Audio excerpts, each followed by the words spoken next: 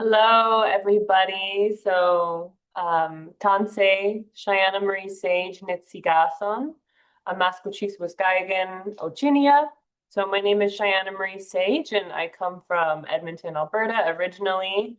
And yeah, so soft as bones, here she is, my baby, I call her. Um, it took me about 4 years was the whole process of like writing this book, editing it, selling it, like the whole shebang. And I always feel like that's very kind of beautiful and symbolic because in my culture, four is one of our sacred numbers. And four, it's a sacred number because it represents like the four areas of the medicine wheel, the four different houses that we have. It represents the four directions. In our sweat lodges and ceremonies, we have four rounds traditionally. And, so the fact that that number kind of came with me throughout the process of writing this book, really kind of spoke volumes to me in terms of what it means to complete a circle, because I'm always thinking about like life is like a spiral and history is like a spiral. And when we complete one loop, I was like looking at it like one generation. And when we begin that next one, then we're on to another piece of history or another life, perhaps. And, you know, the 4 years that it took to write this, I look at as, a generation, a life.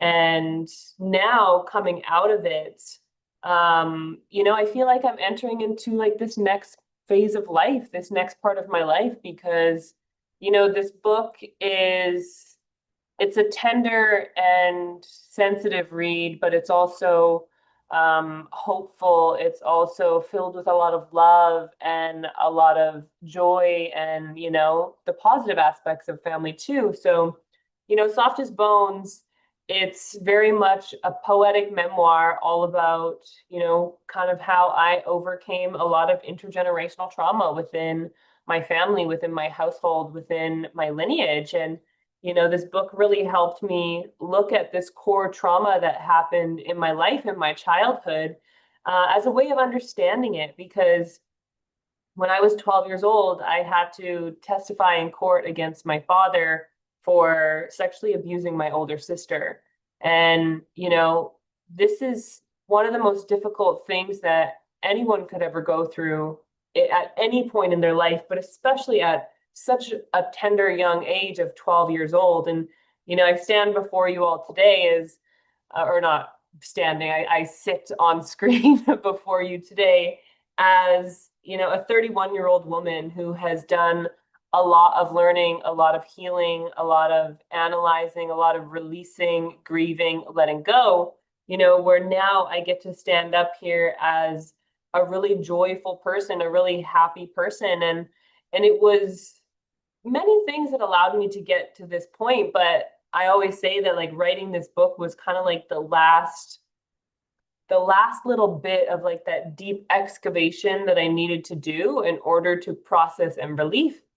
And so for me, writing and storytelling is so interwoven and intertwined with healing and letting go, essentially, like letting go of the anger and the pain, because this book, it's dealing with, it tracks those cycles of abuse, what happened in my lineage to essentially my relatives' experiences in the residential school and the 60s scoop, where they were physically and or sexually assaulted, almost all of my relatives.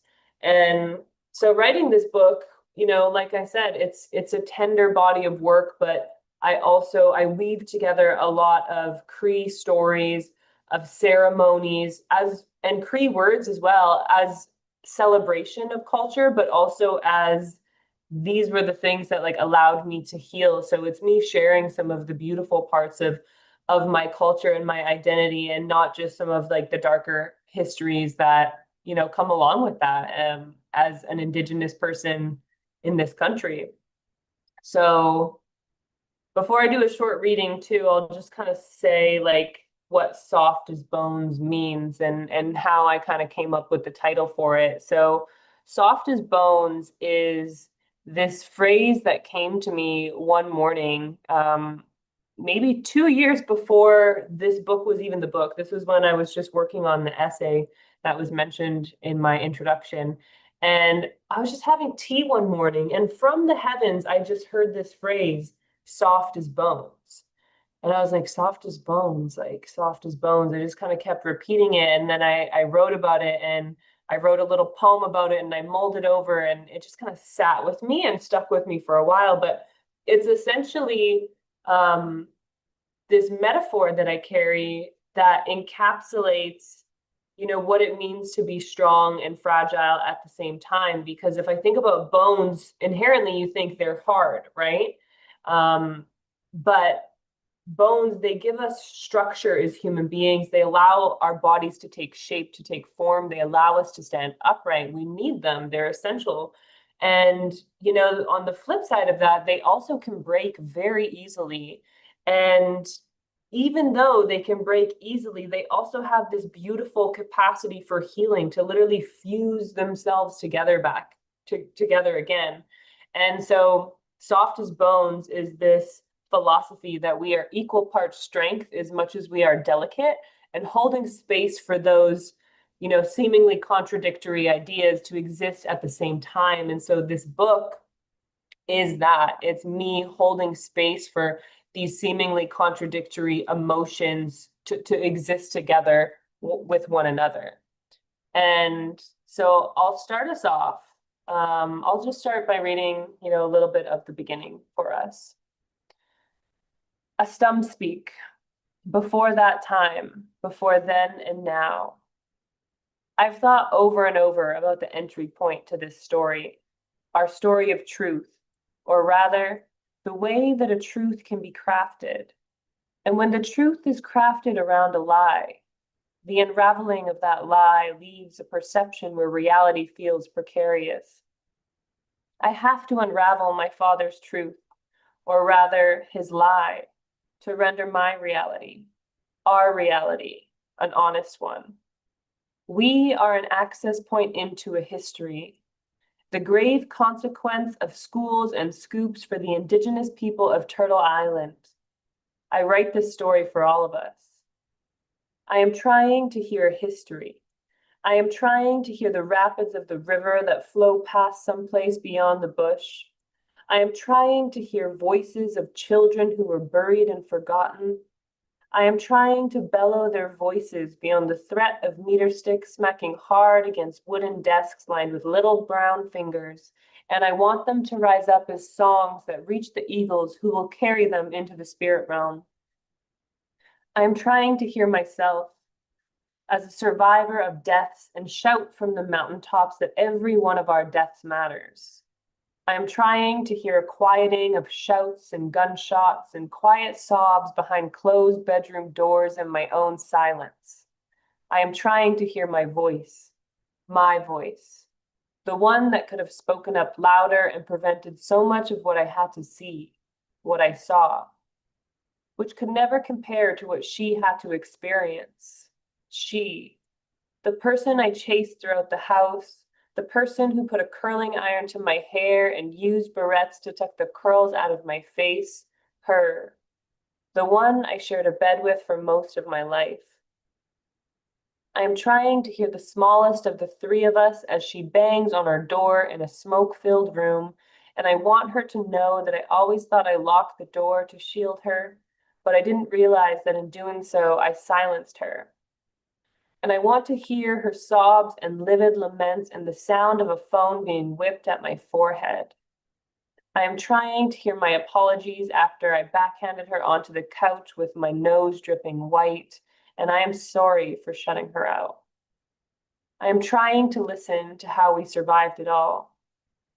I thought I would weave our story together as 3 strands of thread, the way we braid sweetgrass, body, mind, spirits. But I came to realize that each strand absorbs the entirety of the others. It is not just body. It is not just mind. It is not just spirit. We are all made from the same sinew, and in fact, we are not separate at all. but so microscopically connected that lines of demarcation are almost undetectable.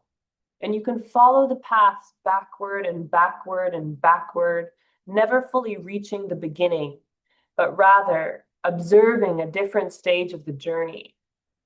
I could begin with my father, but I am still waiting for the gaps in his story to be filled. I could go back further and begin with Nimushum, my grandfather, but that feels like a generation too far, even when the reverberations are still felt. I could begin with me, my beginning, because in a way, that is the end. And what better way to access a history than through the endpoint? A tracing back with a magnifying glass is the tool. A detective, a grave robber, a grave digger, rather, laying the groundwork where all the soft bones will rest.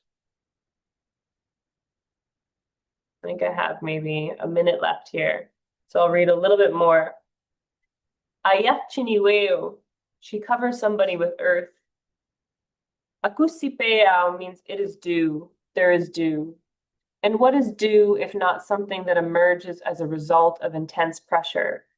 It is tiny drops of water that form on cool surfaces at night.